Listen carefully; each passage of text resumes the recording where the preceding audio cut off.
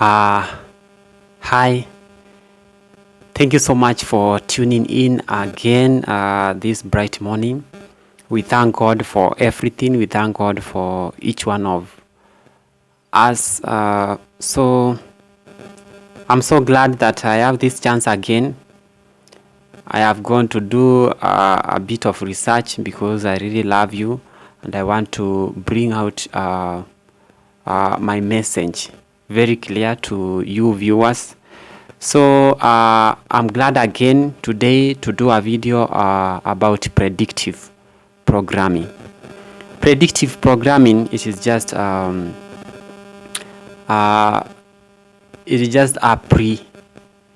preempting of what must occur in the future by maybe TV shows. People come out. It's like a prophecy. It's like a prophecy. Those who know, they predict the future. Prophets predict the future. So upon the years, that's why I'm telling you that life is very spiritual. Over the years, people have predicted activities, several activities, several things happening, and only those few people who have time to know what is happening get to know these things. I know many of you, when COVID-19 came, you were like, this is new, this is has never been seen again, but this was predicted. So many people predicted the pandemic, but very few realized that. And today I'm just going to dwell on that, predictive programming. COVID-19 was predicted during the opening ceremony of 2012 Olympics. I don't know which country where they held. I have just forgotten. But it was predicted there. And a lot of great happenings in the world, they have been predicted, either in books, either in TV shows, and most probably in Hollywood, they have tried to show that. And also, there's another channel called Simpsons. It is a cartoon channel. They have tried to predict all these things which happen. Also, I want to point out that Bill Gates, if you go to his channel now, you can see he is predicting another pandemic which will be worse than this.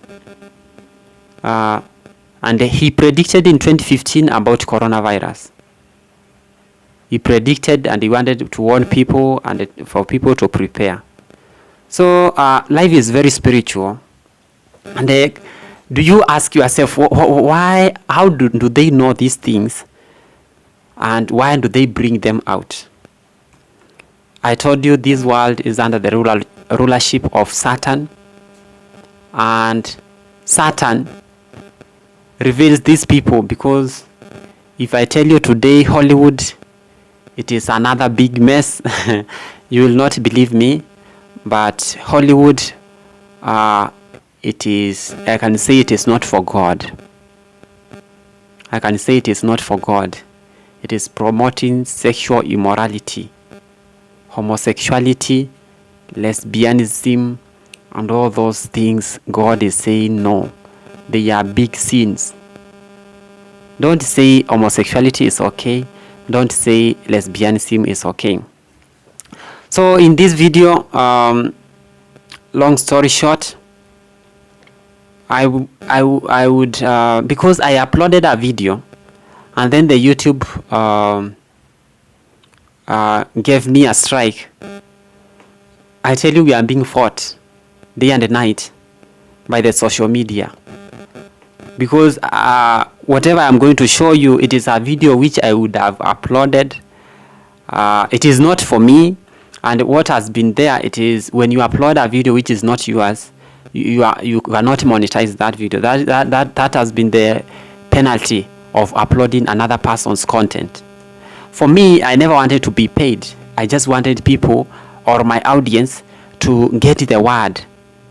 It's like sharing. When you share someone else, like, I don't know, either a quote, you share another person's video. You see these videos which go viral, they are shared. It's like sharing. So for me, I never wanted to earn anything. I just wanted to share, and that my audience may get there, because I feel like the person who did the video, he did it perfectly. So I never wanted to add anything. It was just clear. So I just want to mix things, then I can upload it. Then I hope they will approve it, so that you may see these things. I really love you, and I am here for you. I'm here for you. My only purpose here, it is to I just want you to go to heaven. That's the great love I have for you. I'm not doing these things to please myself. I'm spending so much time to do these things. I'm sacrificing a lot. I'm spending a lot producing these videos. So you can imagine a video what is 6 or 7 GB. You know, when we upload something of 1 hour, when you go to download, you download 1 GB, but when we record, it is around 7 GB, something of 1 hour. So getting those 7 GBs, buying those bundles, recording those, it is very expensive. It is very expensive, and I think you know that. So I'm going to show you a video about predictive programming. I hope you will enjoy it. We will try as much as possible to explain. Maybe you will see some kind of technical difficulties when we are doing this, because we don't have the tools. But I hope you will cope with that, and just bear with us and have a lot of understanding. So let's dive into this.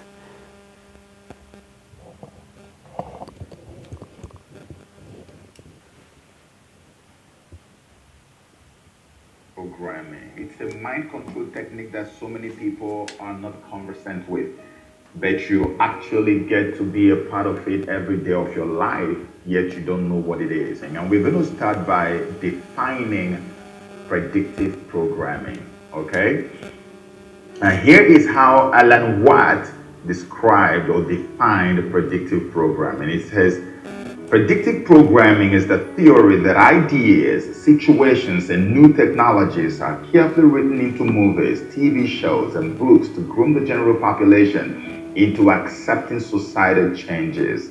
Things or ideas which would otherwise be seen as bizarre, vulgar, undesirable, or impossible are inserted into films in the realm of fantasy. When the viewer watches these films, his or her mind is left open to suggestion, and the conditioning process begins. Now, Hollywood is the magician's wand, holy, which has been used to cast a spell on the unsuspecting public. That is how Alan Watt put it. And so when you hear the name Hollywood, I wonder what comes to your mind. Holly is a magical tree that is used back in the days by the Druids, to cast spells on people. And here's how it is written on Wiki. It says, while other plants wilted in winter weather, holly remained green and strong. Its berries are brightly colored red in the harshest of conditions. The Druids regarded holly as a symbol of fertility and eternal life, thought to have magical powers. In Druid lore, cutting down a holly tree would bring bad luck. And so holly is actually an ancient magical tree that was used to cast spell on people. And so this is the ancient origin of the name Hollywood.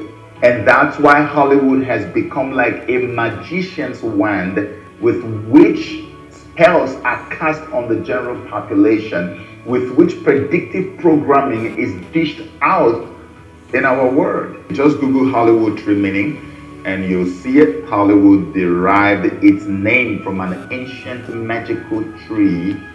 That's why it's today the epicenter of audiovisual magic, disillusionment, and mass mind control. That's why nearly every aspect of predictive programming that has been unleashed in our world had actually gone through Hollywood today. Predictive programming. So viewers, the person who is presenting this video is called Joseph Okechukwu. Is from Nigeria. He has been doing videos, and they really recommend that you may go to his channel. Now he is talking about predictive programming, and he starts with first with a lot of events which have been predicted. So he will explain about the 9/11. You remember those towers in America that were it is called what? They were bombed. I don't know. It was in 2001. It was in 2001. So he will show you that these things were predicted prior that. So I hope you are getting the accent. I'm used to it, so I hope you will understand, and I apologize for anything. So he will take you through some of the many predictions that have been made, that were made for 9/11. Then after that, he is going to show the predictive programming that was done during 2012 Olympics. Okay, so let's continue.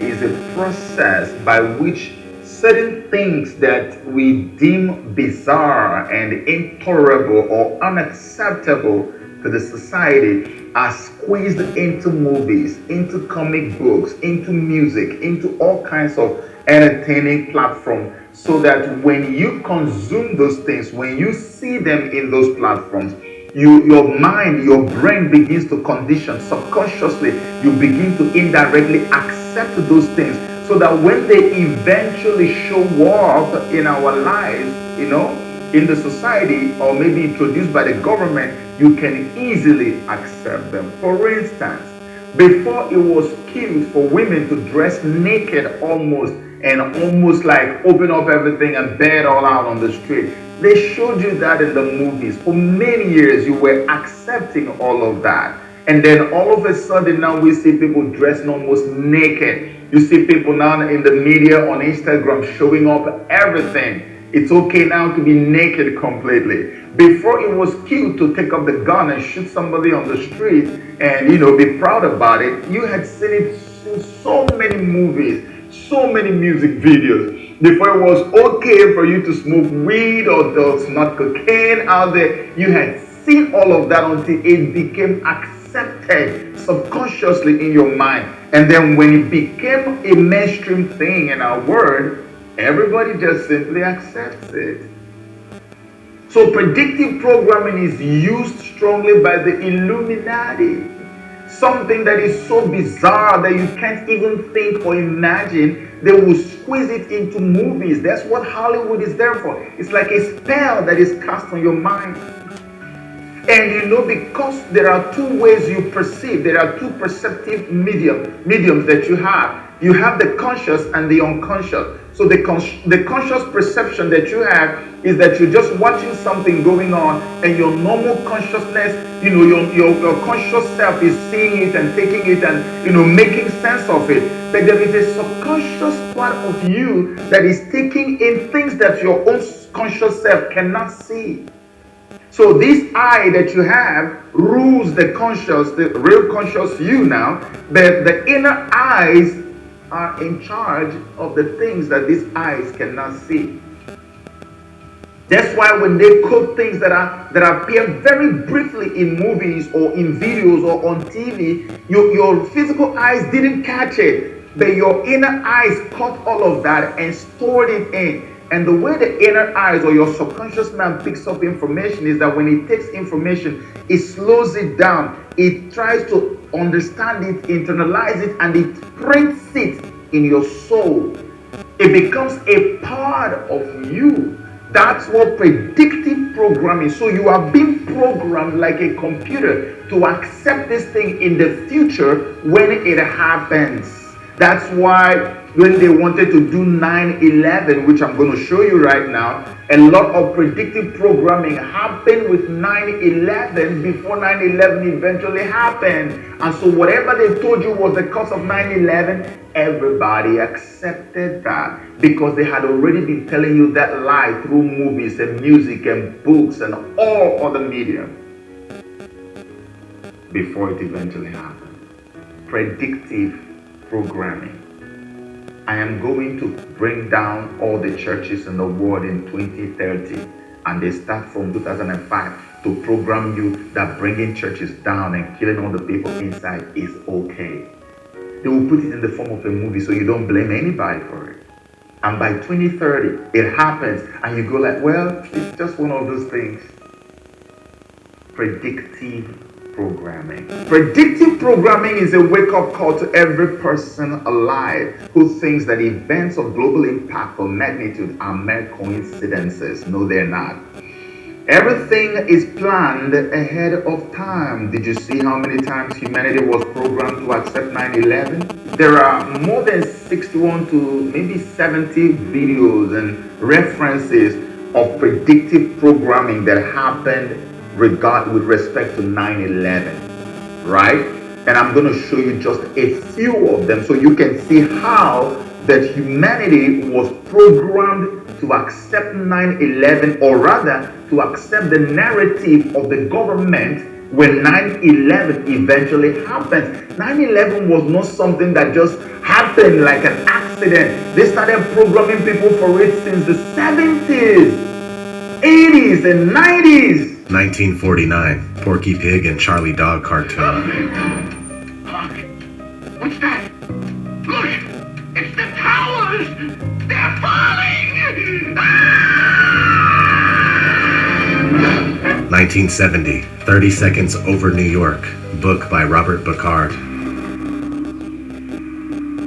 1976, 9/11, a book by Thomas Chastain. 1976, Sesame Street magazine cover. 1978, Dr. John, City Lights album cover. 1979, Meteor movie poster. 1989, WWF.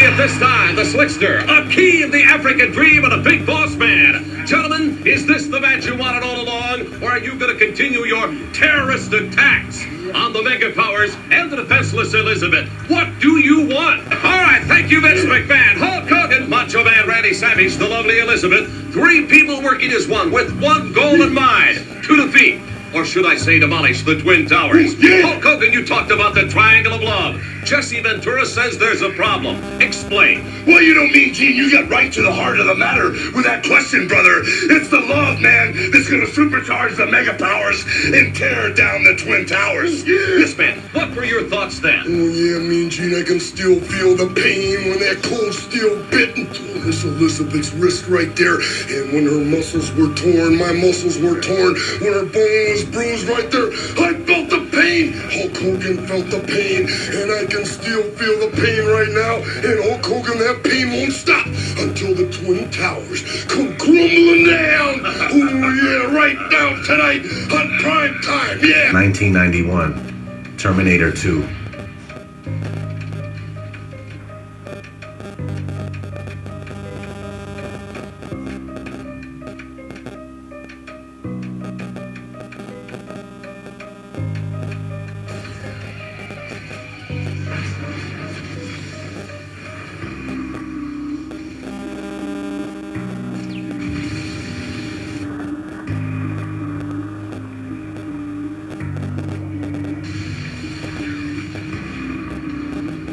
1991, Spider-Man comic. 1991, Tetrastar video game. 1993, Super Mario Bros. The movie.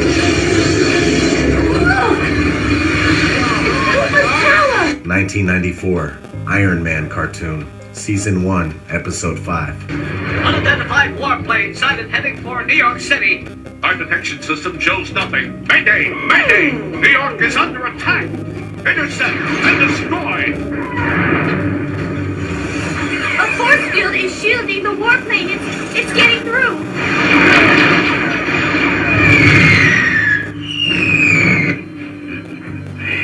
It's time. We will now strike at the heart of American defense and destroy the Pentagon with one swift and deadly blow. 1994, Fantastic Four, Season 1, Episode 4.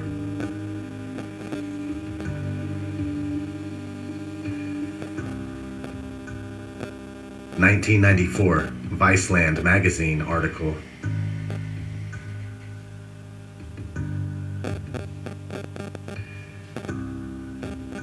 1995, Illuminati card game.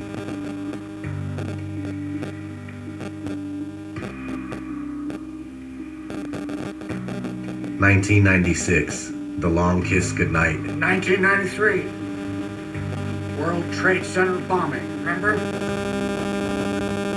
During the trial, one of the bombers claimed CIA had advanced knowledge.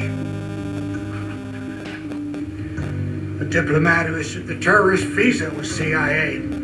It's not unthinkable they paved the way for bombing purely to justify a budget increase. You're telling me that you're gonna fake some terrorist thing just to get some money out of Congress? Well, unfortunately, Mr. Hennessy, I've no idea how to fake killing 4,000 people. So we're just gonna have to do it for real. Well, blame it on the Muslims, naturally.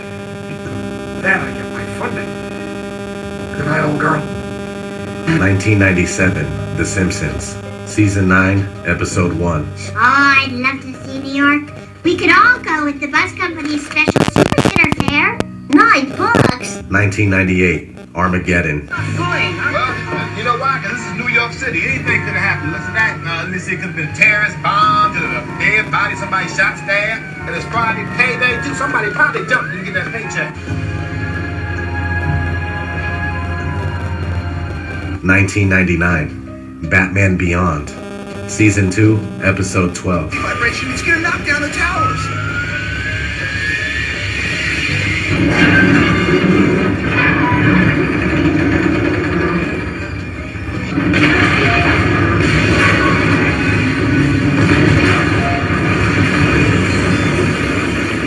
The towers are falling! Get away from there! No use pleading. You're dead.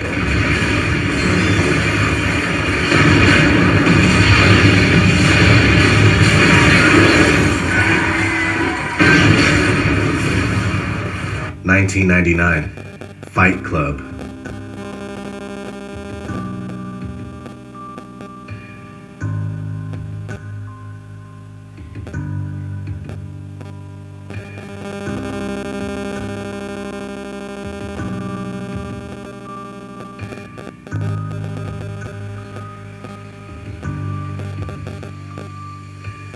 1999, The Matrix.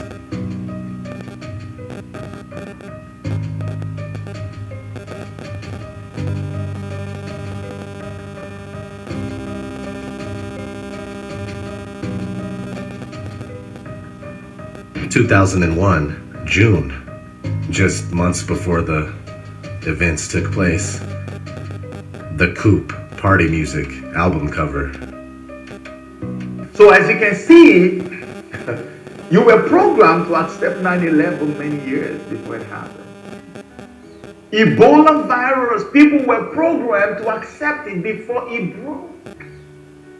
Almost every major event in our world that has a global impact, we always get programmed to accept them many years before they eventually happen. And that brings us now to the latest global event that we have been dealing with lately. Like everybody knows about it. COVID-19. Coronavirus disease. 2019. With what I have explained to you, do you actually really think now that we were not programmed for coronavirus? Something of this scale, global scale? No, we were programmed. That's why it became so difficult for some of us to even convince our fellow countrymen that this thing is not what you think it is. So I have to put it to you today that we were actually predictively programmed to accept the narrative coming from the World Health Organization about COVID-19. I don't want to go into so many other events because the situation is the same for all, but let's zoom into the topic at hand, which is COVID-19 predictive programming. As many of you know, COVID-19 is again an event that has a global impact, right? And so when things like this happen in our world that have huge, massive global impact, they are not just by accident. These things have been in plan for so many years. They program you for it for so many years. And we're going to look at how we have been programmed to accept COVID-19 or to accept the government narrative on COVID-19way before COVID-19 actually happened. So now there are a bunch of COVID-19 predictive programming videos out there. For example, you have Contagion, you have the Omega Man, you have World War Z, you have Pandemic, you have My Secretariat, and a lot of the other ones. All these movies were done prior to 2019, when the so-called coronavirus eventually broke. And these movies put out vivid descriptions, vivid, clear situations that we are dealing with today regarding coronavirus were played into movies. The narratives that we are hearing today from CNN was played into movies. Like I've showed in one of my videos, you find out even the medical correspondent of CNN, Sanjay Gupta, played the same role in the movie Contagion that he is playing now in real life over coronavirus disease. Predictive programming. The same words, the same language, the same everything. You saw them in the movies, you're seeing them in real life. But it wasn't only movies and music and comic books and all these things that they used to program us for coronavirus. They equally used a very powerful global event to program you and I to accept coronavirus. I don't know any person alive who is probably 20 years or even less who did not see the London Olympics 2012. Opening ceremony of 2012 London Olympics contained one of the most vivid and the most telling predictive programming situations you ever came across regarding the COVID-19 thing. Nothing in the movies or music videos or anything could compare to it. And I will prove it to you right now. 2012 London Olympics opening ceremony. So it begins with the Queen, then the British flag, and the aerial view of the arena revealing an outline resembling the coronavirus disease right there in your face. You don't think it's clear enough? Okay, let's proceed. It starts with a writing that says, "Second to the right and straight on till morning." This is a quote straight out of a novel called Peter and Wendy by Scottish writer J.M. Barrie. Now, I'll tell you a little story about this book. So in 1902, J.M. Barrie wrote a book called The Little White Bird. In The Little White Bird, there's a chapter entitled Peter Pan in Kensington Gardens. This is a Peter Pan's first appearance into our literally consciousness. So Peter Pan is a mischievous little boy who can fly, and he has many adventures on the island of Neverland that is inhabited by mermaids, fairies, Native Americans, and pirates. Of course, the island of Neverland must be located somewhere close to hell because the creatures there are obviously from hell. Okay, but they're never going to tell you that. So later on, Barry wrote the stage play of Peter Pan, and the first production opened at the Duke of York's Theatre in London on 27 December 1904. Barry wrote the novelization of this play in 1911, published under the title Peter and Wendy. So basically, Peter and Wendy was just a novel version of the stage play Peter Pan. And so Peter's way of telling Wendy the way to the Neverland is second to the right and straight on till morning. That's where this quote came from. This is where we got the opening shot for this entire predictive programming series. J.M. Barrie, the Scottish writer who wrote the stage play Peter Pan, he had actually gifted the copyright earnings of Peter Pan to this great Ormond Street hospital, which is one of the biggest children's hospitals in the world. And the drama that we're about to watch, which is used for this predictive programming for COVID-19, is basically set in, say, Great Ormond Street Hospital. So the two major people who are featured in this drama are the National Health Service guys, nurses or health workers, and the children at the Great Ormond Street Hospital. And so Peter Pan being something that has become a part of that hospital, because every copyright money made from there, it goes to the hospital in perpetuity till today. So they have adopted Peter Pan, the mythical character. They've adopted it as their own. So they had to start with thoughts that are written inside this. That's what made them to begin with that, straight until morning quote that begins the whole process. And so let's go down now. In the clip right here, you can see the movement to create an image that resembles the logo of Gosh. But notice the movement isn't only on the characters, but other light effects making it look like the movement of viruses or bacteria or something. But wait, here we see nurses pushing into the arena several hospital beds with children on them. These children cover their heads with some fictional book supposed to be titled Isles of Wonder. These kids are representative of the children from the Great Ormond Street Hospital. Gosh. But as you will see soon, they actually represent the children of the world. In this clip, you see evidently how the hospital beds have been arranged to form the acronym for Great Ormond Street Hospital, which is GOSH, and the logo of the hospital as well. And of course, the brilliantly lit complete Illuminati pyramids can be seen towering above and all around the arena. But there's something else that's outlined from this aerial view. Can you see it? The corona symbol again. The coronavirus symbol. Right there. Clearer than before, right? Okay, we proceed. Here we see a beautiful black girl reading from the book Isles of Wonder. We also see a nurse playing the role of a nanny to the white kid. Talk about nanny state. She reads something to her from the Isles of Wonder. Isles of Wonder happens to be the title of the opening ceremony of the 27th July 2012 London Olympics. So stage is set and the dance begins. Nurses, health workers dance. Kids dance and bounce up and down on their hospital beds turned trampolines. Nurses dance with the kids. 5G tower glows in the background. Numerous hospital beds turn red. Nurses and health workers dance away. Here we see a creepy bloodstained NHS symbol. Take a very good look at the S, the letter S. It stands right next to a 5G tower.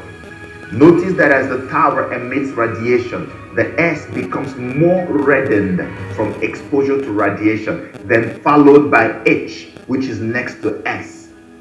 S eventually turns white. Dancing continues. That the sick person was denied medical aid because of lack of means.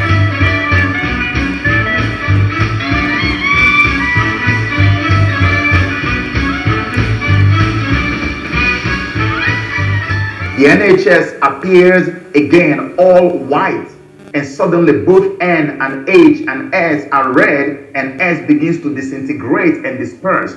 Dancing continues and gets wider as the Illuminati pyramid tower above. The National Health Service (NHS) was founded in 1948, the year of the last London Olympics prior to 2012, and it has become the 5th largest employer of labor in the world with 1.7 million staff. Suddenly, there are now more beds in red due to exposure to radiation, and they're all close to the 5G tower. Other beds continue to turn red, but the dancing continues still. Now it appears there is an emergency. Nurses move briskly, pushing sick beds to and fro within the radiation radius of the 5G tower, almost in a confused fashion. Nurses, health workers run around as more and more are exposed to the red colors of radiation. So distractive dancing of the health workers and nurses continue for a while, then stops. Suddenly, darkness falls and the red beds and white beds are mostly submerged in the encroaching darkness. So we see the nurses or NHS health workers covering the kids and sending them to sleep. Then something really disturbing happens. The health workers perform an Illuminati occult ritual of placing a finger over their lips to signify they are sworn to secrecy, not to ever reveal or say anything regarding what's about to unfold. The ritual where you place a finger over your lips, it shows that you have sworn an oath of secrecy never to reveal anything. Don't say what you see. Shut up. It's a ritual in Illuminati. And you see stars do this. A lot of stars, and I can show you that. They do this. They have taken an oath. As soon as you sell your soul, you take an oath. You cannot say what you see. So you keep sealed lips all the time. This is said to symbolise the celebrities' powerlessness. They've been sworn to secrecy. Their lips are sealed.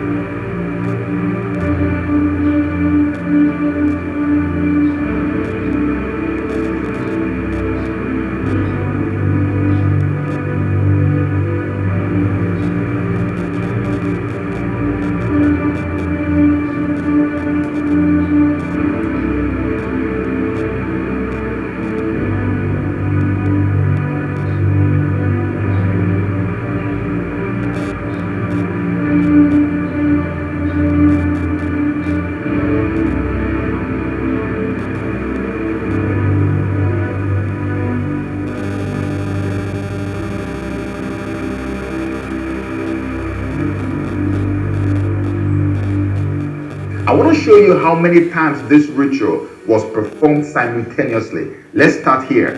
1, 2, 3, 4, 5, 6, 7. Then sleep. Okay, so they wave their hand like that, and what it means is that they're telling you to go to bed and sleep. Then look at this one right here. The full aerial view revealing the coronavirus shape even better this time.